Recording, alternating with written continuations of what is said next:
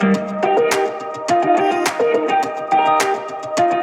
les amis, bienvenue sur commentphotographier.com. Alors, déjà, pensez à un truc super important pour moi, inscrivez-vous, un petit clic, un petit like, moi ça me fera super plaisir, moi je vous like très fort comme d'habitude. Alors dans cette vidéo, de quoi on va parler? Toujours les mauvais penchants du photographe. Photographe amateur, photographe débutant, photographe confirmé comme je le suis. Dernièrement, il m'est arrivé une mésaventure embêtante. Bon, il n'y a pas mort d'homme, mais j'allais tourner la formation sur la photo de paysage, la numéro 30, je crois, je ne sais plus. Et d'habitude, j'ai toujours pour habitude de venir 1 heure à 2 heures avant le coucher du soleil sur les lieux pour me préparer et être fin prêt au moment où la lumière est la mieux.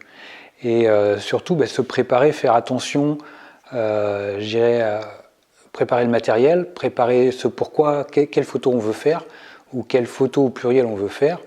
Donc bien checker tout le matos, bien savoir qu'on a tout prévu en fonction de ce qu'on veut faire. Et puis partir en avance, se donner le temps de faire la route, parce que si on n'est pas à proximité du lieu de prise de vue, là en l'occurrence j'avais 1 heure de route, donc mon problème c'est que je suis parti un peu à la bourre, comme ça peut arriver, mais j'ai pas assuré, j'aurais dû partir, prévoir, je le fais systématiquement, et là pourquoi je sais pas, je l'ai pas fait, j'ai pas prévu le truc. Et pour des formations sur la photo de paysage, il faut toujours essayer de jouer un peu avec le feu. C'est-à-dire que pour avoir de belles photos de paysage, il faut une belle lumière. Mais une belle lumière, ça n'est pas que le soleil, c'est aussi des nuages. C'est aussi des conditions un peu particulières en fonction du lieu que l'on veut photographier. Et là, justement, ça prenait une bonne tournure, j'avais des nuages, peut-être un peu trop, mais j'avais une fenêtre de tir qui était quand même pas mal.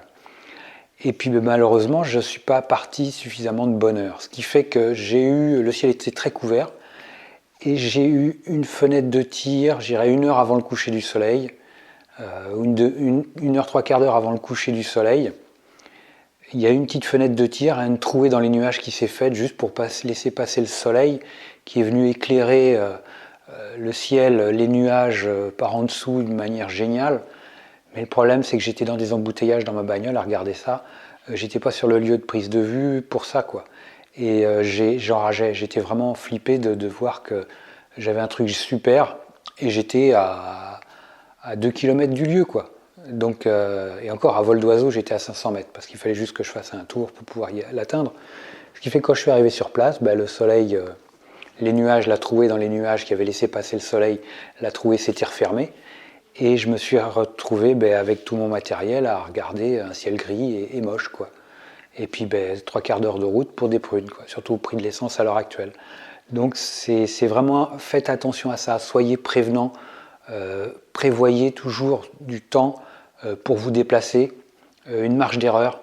Venez toujours 1 heure à 2 heures avant le coucher du soleil quand c'est pour une photo de paysage, de coucher de soleil, choses comme ça.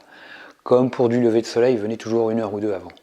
Un autre truc qui est un mauvais penchant, je vais dire, un mauvais penchant à mon avis, c'est quand on circule, comme moi régulièrement le matin de bonne heure, parfois on va voir des lumières, lever de soleil, des choses comme ça, sur la campagne, sur de la ville.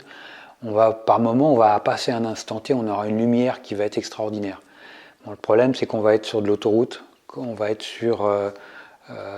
dans un cas de circulation, et le souci où on est en retard, et le souci c'est qu'on ne s'arrête pas.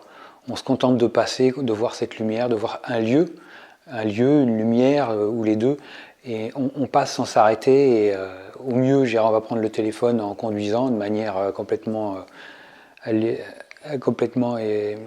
inconsciente, et puis on va faire des photos vite fait avec le téléphone en conduisant. Ça n'a pas de sens et ça vaut pas le coup, parce que de toute façon, le résultat il est toujours moche. Donc, systématiquement, je dirais, quand on a l'opportunité de voir un lieu, une lumière extraordinaire, on va essayer de s'arrêter. Je dirais, le seul cas où on ne va pas pouvoir s'arrêter, ça va être quand on est sur de l'autoroute.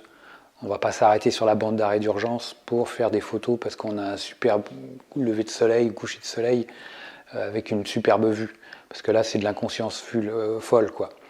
Mais si jamais on est sur de la route nationale, quand on a un petit dégagement, de quoi s'arrêter en toute sécurité, bah là, il faut essayer de s'arrêter. Ça, c'est vraiment quelque chose d'important parce que la frustration, elle est énorme derrière. Quand on se dit le nombre de photos géniales que j'ai vues passer sous mes yeux sans avoir la possibilité de m'arrêter ou parce que je n'avais pas le temps ou que j'avais d'autres choses en tête. Mais en même temps, c'est quand même frustrant parce que ben, c'est des lieux, c'est des lumières qu'on ne retrouve pas après. Quand on veut les avoir, on ne les a pas. La météo, elle n'est pas là. C'est toujours des petites fenêtres de tir où il faut être vraiment... il y a une petite part de chance ou une grosse part de chance en fonction de ce qu'on a. Donc, si vous voulez avoir de belles images dans votre portfolio, faites l'effort de vous arrêter. Faites l'effort de vous mettre à la hauteur de ce que vous propose la nature en termes de lumière et de paysage. Évidemment, ça demande à avoir du matériel dans la voiture. Si vous avez que le téléphone, je dirais bon, ça peut être intéressant. Mais si vous n'avez pas de matériel dans la voiture, c'est évident que bon, ça n'a pas d'intérêt. Moi, en tant que photographe, souvent quand je me déplace, c'est que je vais me déplacer pour des photos. Donc j'ai du matériel dans la voiture. Ça, c'est quand même, je peux faire la photo sans aucun problème. Donc voilà un peu toutes les deux choses qu'il est dommage de ne pas faire, c'est-à-dire partir avec suffisamment d'avance, prévoir pour de la photo quelconque, même du portrait de toute façon, et puis de ne pas s'arrêter quand on voit quelque chose, une belle lumière, un beau lieu, quelque chose d'extraordinaire. De ne pas s'arrêter, ça c'est toujours un peu rageant et c'est toujours un peu dommage. Voilà les amis, voilà un peu mon petit cri du cœur pour cette vidéo. Alors deux petites choses, je vous propose sur un lien juste là, vous pouvez vous inscrire gratuitement à ma lettre quotidienne avec un conseil, une petite formation, un tuto quotidien par mail dans votre boîte aux lettres, c'est gratuit et c'est tous les jours. Donc ça, je vous encourage vivement à vous inscrire en cliquant sur le petit lien ici en haut à droite.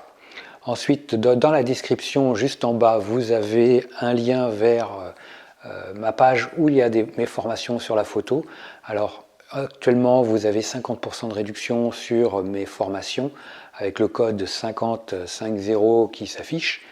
Et parce que voilà, j'ai pas voulu faire une cagnotte litchi, c'est jamais évident avec le Covid, on est tous en difficulté pour subvenir à nos besoins, pour faire vivre la chaîne. Donc je préfère avoir un truc qui soit win-win. Donc si vous aimez la photo de paysage, si vous aimez la photo de portrait, vous avez le lien vers mes pages de formation et avec le code 50, vous avez 50% de réduction sur ces formations les amis. Voilà, la newsletter quotidienne, un tuto, une formation.